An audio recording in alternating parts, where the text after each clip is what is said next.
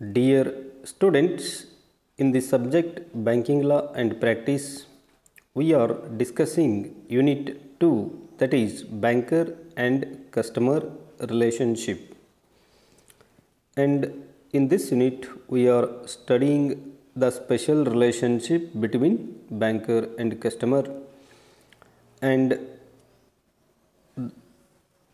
other two special relationship between banker and customer are right to charge incidental charges and law of limitation.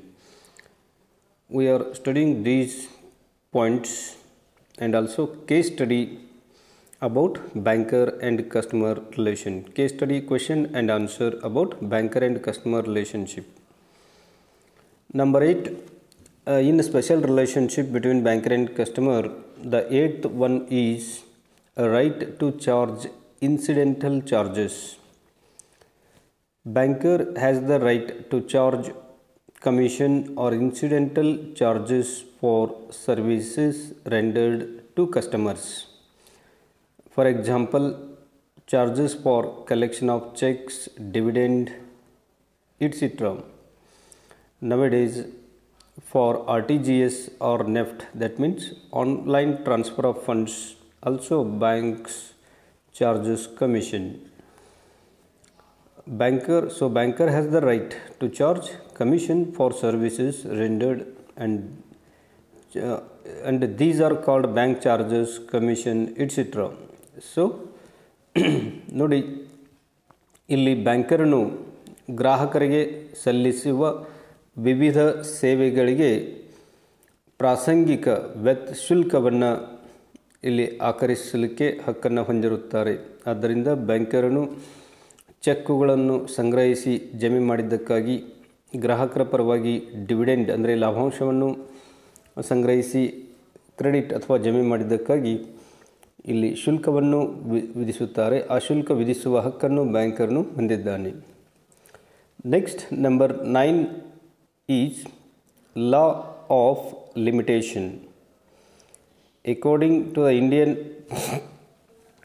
Limitation Act 1963, debt becomes time barred if it is not repaid within 3 years from the due date.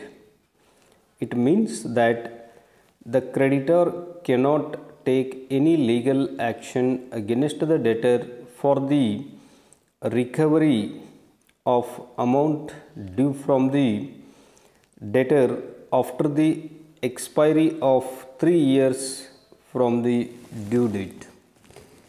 ಇಲ್ಲಿ ಕಾಲಾವಧಿ ಮಿತಿ ಕಾನೂನು, law of limitation ಎಂದರೆ ಕಾಲಾವಧಿ ಮಿತಿ ಕಾನೂನು ಅಥವಾ ಕಾಲಮಿತಿ ಕಾನೂನು. ಈ ಒಂದು ಕಾನೂನು ಅಂದರೆ according to the Indian limitation act 1963 ಕಾಲಾವಧಿ ಮಿತಿ ಕಾನೂನಿನ ಪ್ರಕಾರ ಸಾಲವು ನಿಗದಿತ ದಿನಾಂಕ ಮುಗಿದ ನಂತರ ಮುಂದಿನ 3 ವರ್ಷಗಳ ನಂತರ ಅದು ಕಾಲಬಾಹಿರ ಎನಿಸಿಕೊಳ್ಳುತ್ತದೆ. ಆದ್ದರಿಂದ ಯಾವುದೇ ಸಾಲವು ಮರುಪಾವತಿಸುವ ನಿಗದಿತ ದಿನಾಂಕ ಮುಗಿದ ಮೇಲೆ 3 ವರ್ಷಗಳೊಳಗೆ ಅದು ವಸೂಲಿಯಾಗಬೇಕು. 3 ವರ್ಷ ಒಳಗೆ ವಸೂಲಿಯಾಗದಿದ್ದರೆ ಅದು ಕಾಲಬಾಹಿರ ಎನಿಸಿಕೊಳ್ಳುತ್ತದೆ. ಮತ್ತು 3 ವರ್ಷಗಳ ನಂತರ ಬ್ಯಾಂಕರನು ಸಾಲಗಾರನ ಮೇಲೆ ಯಾವುದೇ ಕಾನೂನಿನ ಕ್ರಮವನ್ನು ಜರುಗಿಸಲು ಬರುವುದಿಲ್ಲ. ಆದ್ದರಿಂದ ಯಾವುದೇ ಕಾನೂನಿನ ಕ್ರಮ ಜರುಗಿಸಬೇಕಾದರೂ ನಿಗದಿತ ಸಾಲ ಮರುಪಾವತಿಸುವ ನಿಗದಿತ ದಿನಾಂಕ ಮುಗಿದ ಮೇಲೆ 3 ವರ್ಷದ ಒಳಗೆ ಎಲ್ಲ ಕಾನೂನಿನ ಕ್ರಮಗಳನ್ನು ಸಾಲದ ಹಣ ವಸೂಲಿಗಾಗಿ ಕೈಗೊಳ್ಳಬೇಕಾಗುತ್ತದೆ.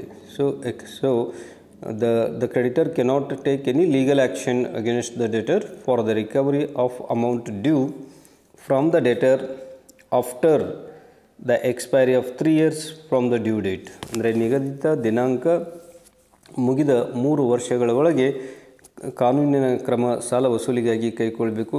ಇಲ್ಲದ್ರೆ ನಂತರ ಅದು ಕಾಲಬಾಹಿರ ಎನಿಸಿಕೊಳ್ಳುತ್ತದೆ ಮತ್ತು ಯಾವುದೇ ಕಾನೂನಿನ ಕ್ರಮವನ್ನು ಅನುಸರಿಸಿ ಬರುವುದಿಲ್ಲ. ಇದು ಕಾಲಾವಧಿ ಮಿತಿ ಕಾನೂನು 1966 ಪ್ರಕಾರ ಇದು ನಿಯಮ ಇರುವುದರಿಂದ ಬ್ಯಾಂಕರನು 3 ವರ್ಷದೊಳಗೆ ಸಾಲ ವಸೂಲಿ ಮಾಡುವ ಹಕ್ಕನ್ನು ಹೊಂದಿರುತ್ತಾನೆ ಈ ನಿಗದಿತ ದಿನಾಂಕ ಅವಧಿ ಮುಗಿದ ಮೇಲೆ. Next case study question and answer ನಾವು ಡಿಸ್ಕಷನ್ ಮಾಡೋಣ. ಇಲ್ಲಿ ಒಂದು ಕ್ವಶನ್ಸ್ಗಳಿವೆ.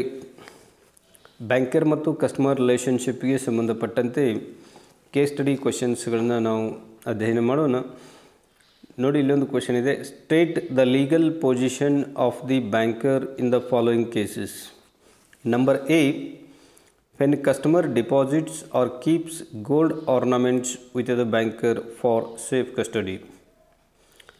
ಇಲ್ಲಿ ನಾವು ಬ್ಯಾಂಕರ್ ಮತ್ತು ಕಸ್ಟಮರ್ ರಿಲೇಷನ್ಶಿಪ್ ಹೇಳಬೇಕಾಗಿದೆ. when customer deposits or keeps gold ornaments with the banker for safe custody. ಇಲ್ಲಿ ಬ್ಯಾಂಕರ್ ನೋಡಿ ಆನ್ಸರ್. ಇಲ್ಲಿ ಬ್ಯಾಂಕರ್ ಕಸ್ಟಮರ್ ರಿಲೇಷನ್ಶಿಪ್ದಲ್ಲಿ ನಾವು ಸಬ್ಸಿಡರಿ ರಿಲೇಷನ್ಶಿಪ್ದಲ್ಲಿ ಕಲ್ತಿದ್ದೀವಿ. In this case banker becomes bailee and the customer becomes bailor. ಇಲ್ಲಿ ಯಾವುದೇ ವಸ್ತುಗಳನ್ನು ಒಂದು ಉದ್ದೇಶಕ್ಕಾಗಿ ಇನ್ನೊಬ್ಬರಿಗೆ ಕೊಟ್ಟು ಉದ್ದೇಶ ಈಡೇರಿದ ನಂತರ ಮರಳಿ ಪಡೆಯುವ ಉದ್ದೇಶದಿಂದ ವಸ್ತುವನ್ನು ಕೊಡಲಾಗಿರುತ್ತದೆಯೋ ಅದಕ್ಕೆ ಬೇಲರ್ ಬೇಲಿ ಬೆಲ್ಮೆಂಟ್ ಒಪ್ಪಂದ ಆಗುತ್ತೆ. ಮತ್ತು ಇಲ್ಲಿ ವಸ್ತುವನ್ನು ಕೊಡುವ ಬೇಲರ್ ಮತ್ತು ವಸ್ತುವನ್ನು ಸ್ವೀಕರಿಸುವ ಬೇಲಿ ಆಗೋದ್ರಿಂದ ಇಲ್ಲಿ ಬ್ಯಾಂಕರ್ ಮತ್ತು ಕಸ್ಟಮರ್ ರಿಲೇಷನ್ಶಿಪ್ ಬೇಲರ್ ಮತ್ತು ಬೇಲಿ ಆಗುತ್ತೆ. ಆದ್ದರಿಂದ in this case banker becomes bailee and the customer becomes bailor. ಇಲ್ಲಿ ನಿಕ್ಷೇಪಣೆ ಒಪ್ಪಂದದ ಪ್ರಕಾರ ಬ್ಯಾಂಕರನು ಇಲ್ಲಿ ಗೋಲ್ಡ್ ಆರ್ನಮೆಂಟ್ಸ್ ಅಂದರೆ ಚಿನ್ನದ ಆಭರಣಗಳನ್ನು ಇಲ್ಲಿ ಬ್ಯಾಂಕರಿಗೆ ಸೇಫ್ ಕಸ್ಟಡಿಗಾಗಿ ವಹಿಸಿದಾಗ ಇಲ್ಲಿ ಬ್ಯಾಂಕು ಈ ವಸ್ತುಗಳನ್ನು ಸ್ವೀಕರಿಸುತ್ತೆ. ಆದ್ದರಿಂದ ಬ್ಯಾಂಕರು ಬೇಲಿ ಅಂದರೆ ನಿಕ್ಷೇಪಿತ ಆಗುತ್ತಾರೆ ಮತ್ತು ಕಸ್ಟಮರ್ ಇಲ್ಲಿ ಬೇಲರ್ ಅಂದರೆ ನಿಕ್ಷೇಪಕ ಎಂದು ಅವರನ್ನು ಕರೆಯಲಾಗುತ್ತೆ. ಹಾಗೂ ನಿಕ್ಷೇಪಕ ಮತ್ತು ನಿಕ್ಷೇಪಿತ ಸಂಬಂಧ ಉದ್ಭವವಾಗುತ್ತೆ.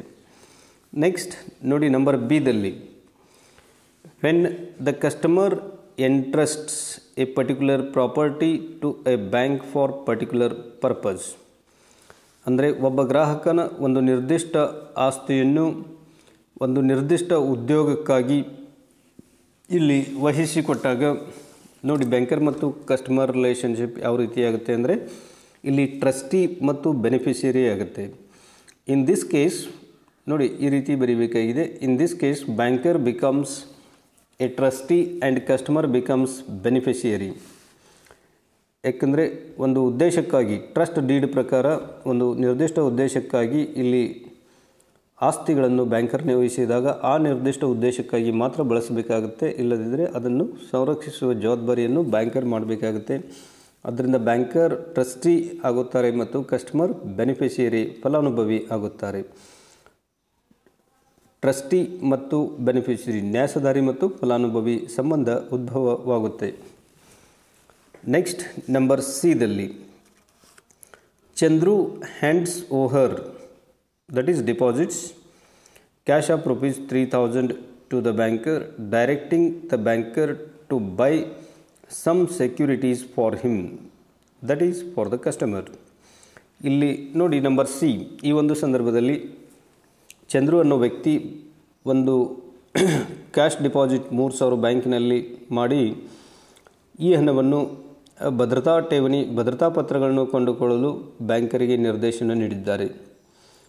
ಈ ಸಂದರ್ಭದಲ್ಲಿ ಬ್ಯಾಂಕರ್ನು ಗ್ರಾಹಕರ ಪರವಾಗಿ ಷೇರು ಮತ್ತು ಡಿಬೆಂಚರ್ ಅಥವಾ ಸೆಕ್ಯೂರಿಟಿ ಅಂದರೆ ಭದ್ರತಾ ಪತ್ರಗಳನ್ನು ಕೊಂಡುಕೊಳ್ಳುವ ಕೆಲಸ ಮಾಡುವುದರಿಂದ ಇಲ್ಲಿ ಬ್ಯಾಂಕು ಏಜೆಂಟ್ ಅಂದರೆ ಪ್ರತಿನಿಧಿಯಾಗಿ ಮತ್ತು ಗ್ರಾಹಕ ಇಲ್ಲಿ ಮುಖ್ಯ ವ್ಯಕ್ತಿಯಾಗಿ ಪ್ರಿನ್ಸಿಪಾಲ್ ಅಂತಂದರೆ ಮುಖ್ಯ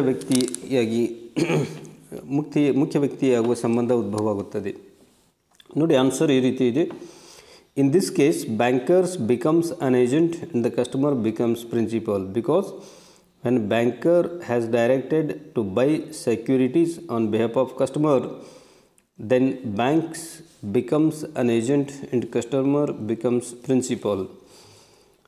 ಇಲ್ಲಿ ಭದ್ರತಾ ಪತ್ರಗಳನ್ನು ಕೊಂಡುಕೊಳ್ಳಲು ಬ್ಯಾಂಕರನಿಗೆ ತಿಳಿಸಿದಾಗ ನಿರ್ದಿಷ್ಟ ಹಣವನ್ನು ಕೊಟ್ಟು ಆಗ ಗ್ರಾಹಕನ ಪರವಾಗಿ ಭದ್ರತಾ ಪತ್ರಗಳನ್ನು ಕೊಂಡುಕೊಳ್ಳುವ ಕೆಲಸ ಬ್ಯಾಂಕು ಮಾಡುತ್ತೆ. ಮತ್ತು ಈ ಒಂದು ಸಂದರ್ಭದಲ್ಲಿ ಬ್ಯಾಂಕು ಏಜೆಂಟ್ ಇಲ್ಲಿ ಪ್ರತಿನಿಧಿಯಾಗಿ ಮತ್ತು ಇಲ್ಲಿ ಪ್ರಿನ್ಸಿಪಾಲ್ ಅಂದರೆ ಮುಖ್ಯ ವ್ಯಕ್ತಿಯಾಗಿ ಗ್ರಾಹಕರ ಸಂಬಂಧ ಉದ್ಭವ ಆಗುತ್ತೆ.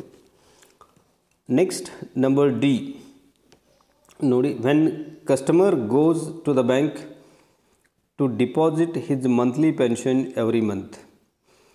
ಇಲ್ಲಿ ಗ್ರಾಹಕ ತನ್ನ ಪೆನ್ಷನ್ ಹಣವನ್ನು ಡೆಪಾಸಿಟ್ ಮಾಡಲು ಬ್ಯಾಂಕಿಗೆ ಹೋದಾಗ ಬ್ಯಾಂಕು ಈ ರೀತಿ ಪೆನ್ಷನ್ ಹಣವನ್ನು ಕಲೆಕ್ಷನ್ ಮಾಡಿ ಗ್ರಾಹಕನ ಖಾತೆಗೆ ಕ್ರೆಡಿಟ್ ಅಥವಾ ಜಮೆ ಮಾಡುವುದರಿಂದ ಬ್ಯಾಂಕು ಮತ್ತೆ ಗ್ರಾಹಕನ ಪರವಾಗಿ ಇಲ್ಲಿ ಹಣ ಸಂಗ್ರಹಿಸುವ ಪೆನ್ಷನ್ ಸಂಗ್ರಹಿಸುವ ಕೆಲಸವನ್ನು ಮಾಡೋದರಿಂದ ಈ ಒಂದು ಸಂದರ್ಭದಲ್ಲಿ ಬ್ಯಾಂಕು ಮತ್ತೆ ಪ್ರತಿನಿಧಿಯಾಗಿ ಗ್ರಾಹಕ ಪ್ರಿನ್ಸಿಪಾಲ್ ಅಥವಾ ಮುಖ್ಯ ವ್ಯಕ್ತಿಯಾಗಿ ಸಂಬಂಧ ಉದ್ಭವ ಆಗುತ್ತೆ. So in this case banker is an agent and the customer is a principal. Next number ಇದಲ್ಲಿ